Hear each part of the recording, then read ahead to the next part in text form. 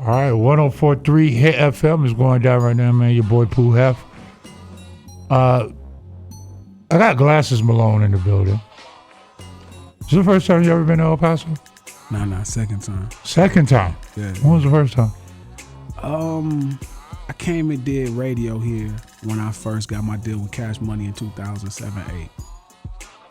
I think it was either 7, 8, or 9. Might have been 2010. I was with a lady from Universal, a fine lady too. Her name is Vanya Joseph. And you came out here to do a show? I came to do a radio interview in El Oh, Paso. right on. Yeah. And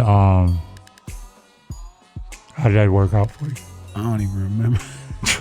The dude was cool though. I'm just saying because it wasn't me that did the interview, so I know it wasn't that great of an interview. The dude was cool. I just don't remember much about it. I mean, I don't remember what we was talking about. It was like a generic interview. He didn't really challenge my intellect, I guess. Was it memorable? No? Nah, because I don't remember it. See, so that's going to be different with me. Before going to, for people that might not know who you are, you've been on the road for how long already? Closing in on 100 days. By yourself? Yeah. And this is to promote Glass House 2. Beautiful artwork, by the way. Thank you. I saw it on Facebook. This one right here. Yeah. I was like, oh, you taking that gangster stuff back to. How would you explain it? Because we talked off air and everything, and I mean, we just having fun. No, but I'm saying we have perception of I'll tell you, I don't like to categorize it as gangster music when it's more about, before the internet and all that, it was more about, I wouldn't have known about Cali unless you'd have spoke on it. Yeah. And, people didn't know about New York, they didn't know about Seattle, because they talk about, and that was the way that we got our news. Yeah. So I can't call it gangster rap if that was the reality of what was going on back then. Yeah. So, with the picture with the AK-47 money, what is, and the gun, what does it symbolize? This is the life of somebody living they stuff on the east side of Los Angeles. Okay. On the east side of the 110 freeway, which is really the separation in Los Angeles. Nipsey Hussle, Dom Kennedy, Inglewood, Mac 10, any of those guys, Ice Cube, Dub C, they all from the west side. Okay. So it's palm trees, it's beaches really close, it's beautiful. Like on that side, the gangsterism exists, but it's a really beautiful place to live. Right. I'm from the east side where you have South Central, the grimier parts, which is the low bottom east side where Barry White and all those guys grew up at. Compton, Watts, Long Beach, Linwood. And it's, where I'm from in Watts, it's 4 projects, and it's all of the projects in one small neighborhood of Los Angeles. So the east side, it's the summer. It's how we live in the summer. You looking for the girls, but you gotta stay on because, you know what I mean? You don't never know. You can't get caught slipping, but you spent your whole winter stacking up. Right. And that's what the cover represents, stacking up all winter. And now I got money to spend. I got a fine woman next to me, but I'm still not slipping. I'm still on because it could just go down, but I'm still trying to enjoy my summer. And so did you handpick your features on this? To represent what, you're trying to get across on Glass House 2? As close to as I could. Because you got Kendrick Lamar, The Game, B.o.B. It's more friends. Yeah, I know. Based on how you were talking about him, it's some of these features, Kirko, Baby Bash, which is a homie. That's Bash, man. Don Bash Kennedy. It seems a lot more personal. Yeah. And it was to give outside perspective. Like thugging was always, if I did thugging by myself, it was gonna be very straightforward barbershop conversation. With Kendrick, it gave it more of a, I don't want to say, it just becomes a different look because his view on what's happening is a little different than mine. Okay. And that's what it was all about. Too hood with Game. You know, I rap about in a very hood way. Game has more of a poetic commercial way about talking about the hood. Right. Kirko was just the perfect sonic for the song. Like, he just nailed it. Wow. B.o.B is a friend, and I respect him as a colleague. He's a better rapper than I am. So, even as a musician, so to work with him always is a challenge. It's like if you can hoop against Magic Johnson in his prime, you know what I'm saying? B.o.B is really dope. Well, it goes back what I was telling you about the whole Busta Rhymes theory. Yeah. If you ain't up to par, you don't need to be doing a record with him. Yeah, and he's one of those guys. Big Sean is another one of those guys to me. Yeah, I heard about him. Like, he's really havoc on the mic. Baby Bash, I talk to Baby Bash about boxing all the time. Mm-hmm. Ty Dolla $ign inspired me to start, producing and really taking music serious on a whole nother level. Dom Kennedy, I'm just a fan of what he does, right, on a business level. And he's just like as advertised. Dom Kennedy raps as the coolest dude in the world and is the coolest dude in the world. Just easy breeze. It's that's why I'm just tripping on the features you have, because it does seem personal, and it does seem like, when you do a feature, you have this feature, and it's like industry put it together to make everything be cohesive. Yeah. And this is like, what? Wait, so you did a record with Kendrick Lamar, but you have a record with Bash. Yeah. You're not really supposed to do that. You know what I mean? Like, you got Kirk, you got a Texas Cat on the record. Yeah. It's like, so it tells me where the game is fake all the way to where the game is true. I don't know if that makes sense to you. Like, no, yeah, totally. To me, it seems like you're fans of these dudes. Yeah, all of them. I literally, Baby Bash would be the special one to me in that situation, because the way I'm a fan of his is really unique than everyone else. Like, to me, what he's been able to do is really special. Yeah. So from Bash as a songwriting, brilliant, how great he is at writing song and picking the song concepts and rocking with what somebody gives him. That was really special because that was one of the songs I made for Baby Bash. Okay. I made after I was for Dom Kennedy. I made Get Busy for Tiger. Well, C Ballin made it, and we made it for Tiger. Rather, C Ballin actually produced that one. Okay. I produced the other two of my boys. So those were like really, key and locks. They were like perfect fits. So to watch Bash come across in this verse on Long Way is just incredible. It's performing crazy on Spotify right now. It's like sagging up the charts. It's just up the charts, because it's really a great song. And Ty Dolla $ign and Bash, putting them on the song was dope too. Together. And you don't have any major backing. This is what makes it interesting. You don't have really any major backing. Let's go back to when you did have major. You signed that huge ass deal. Yeah. You was Bentley riding. Yeah. You was a kid. Straight up. You're doing your thing, right? I'm not gonna do you like they did Kobe, man. Come on. I'm just saying that was cool. You got a lot of money, dude. Like, what's different between that Glasses Malone, headlining at House of Blues and stuff like that, to the Glasses that we see right now?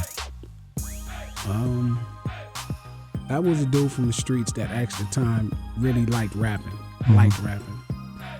and really loved the streets. I just love music today. My passion for it has just been incredible. Like how much I've been able to soak in the sponge part of it. I never ever worried. I never thought about me headlining a Coliseum or anything, or headlining even House of Blues. I never looked at it like that. I was just doing everything but selling drugs at the time. Everything was better than that at the time. Versus when I looked around, it was like, man, I got an opportunity of a lifetime. Like, I could really make an impact in so many different areas of life through music. And not to mention the things I could do with the popularity from music or the economics. So this person is just passionate for making the best music. Like, I don't want to talk about my street rap. I don't want to talk about other people's street rap. I don't want to talk about nothing but who has the best music. And at that point, I'm trying to compete with who has the best music of all time. Not today, but of all time. What do you think is the best out there? Of all time or today? All time. Okay, if I had to go artist for hip hop, Yeah. not my favorite, but the best, who really probably should be considered the best in fairness to everybody, you have to say Eminem. Eminem. You have to say, obviously, Tupac Shakur. You have to say Notorious B.I.G. Right. But what about you? Jay-Z. But what about you? You're using. Oh, my top five? Yeah. Oh, my top five, easy. Jay-Z, Scarface, and that's back and forth. Mm-hmm. Like, Scarface is like probably my favorite person to listen to rap. Like, Jay for a long time was my favorite. Now Jay makes some stuff, and you know, I necessarily don't favor the new Ye production with Jay, but Scarface still bringing, you know, deeply rooted in Scarface. You know Jay-Z's favorite rapper of all time? Maybe Scarface. That's what we got to come. That's crazy, right? Insane, yeah. But I mean, it's just interesting because if you put yourself in a mindset of greatness, per se, and you're just mentioning who you love, you know, like my partner, he's like, he'll co-sign for Jadakiss all day. Like Mark X would be like, Jadakiss is top 5 back in the 90s. He was like, and I used to be like, nah, man, it's Raz. But it's not on nobody's list. You know, like Scarface wouldn't be on nobody's list. Scarface is just... He should be, like when they, like I wonder who comprised this list and who legitimized this list. Like just the top 5. Yes, it's Pac, Biggie, but I still think they're on 2 different realms. Well, if I'm honest, in both of my categories, neither one I listen to enough to really say they're my top favorite. And Pac, I don't put him in a category because I think of him more on a poetic sense versus rapping. Yeah. He's not a rapper to me. He's Scarface is a preacher. I mean, Scarface is just... He just tells you, like if you've never been to Houston, he paint the picture of old Fifth Ward so vividly.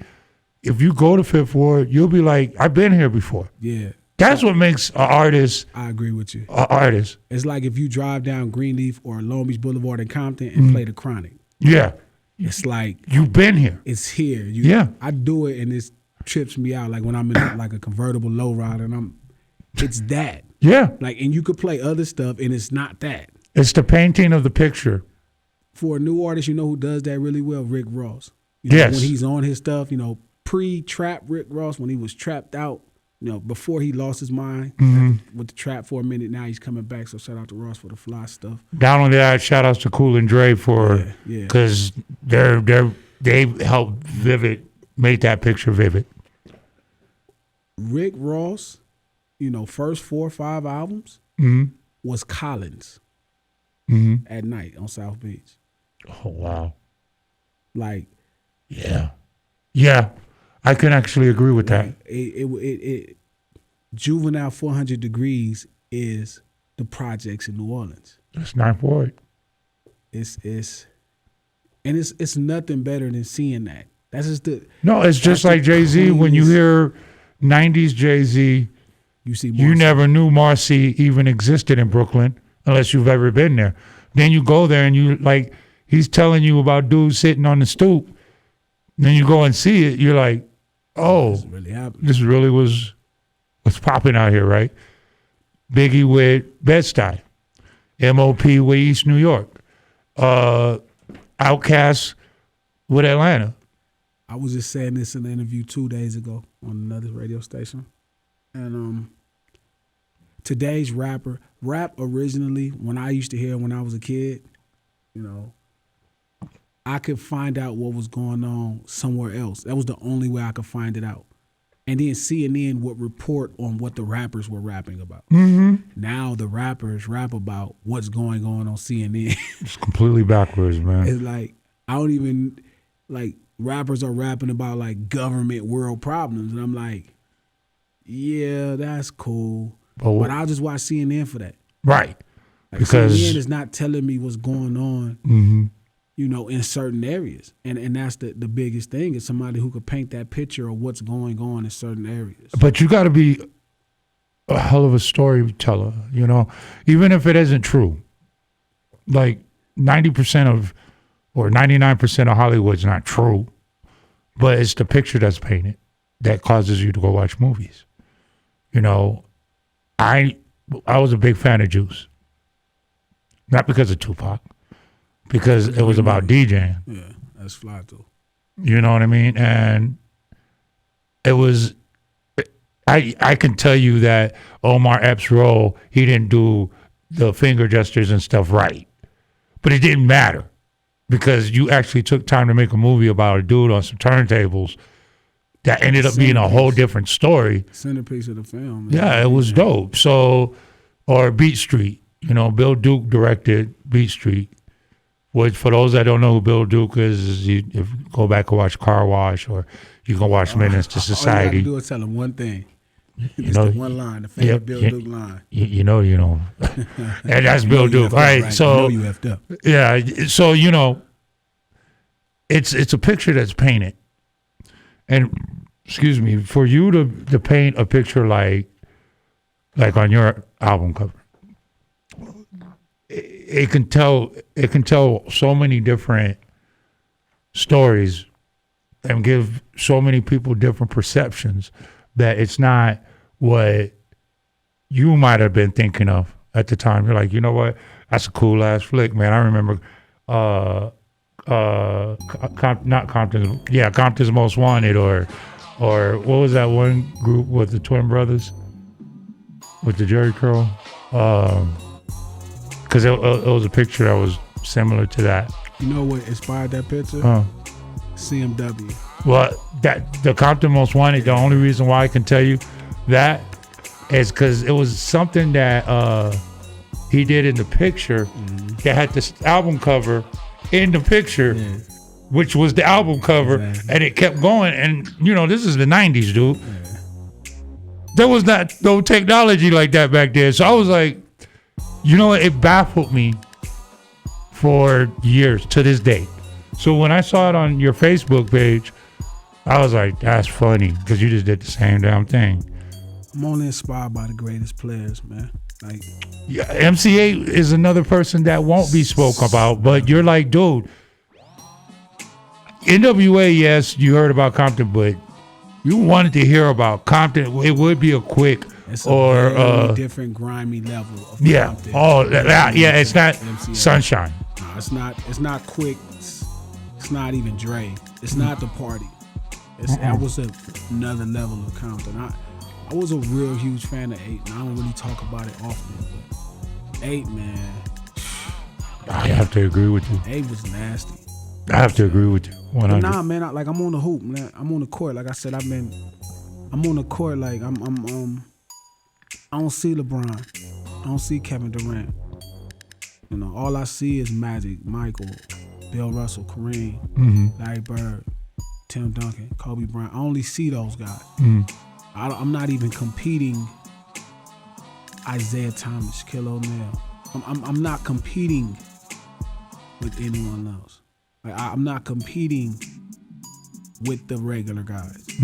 It's not a challenge enough. It's not even great enough. So I'm on the court and I'm playing against Dr. Dre. I'm playing against Ice Cube. I'm playing against Scarface. I'm trying to make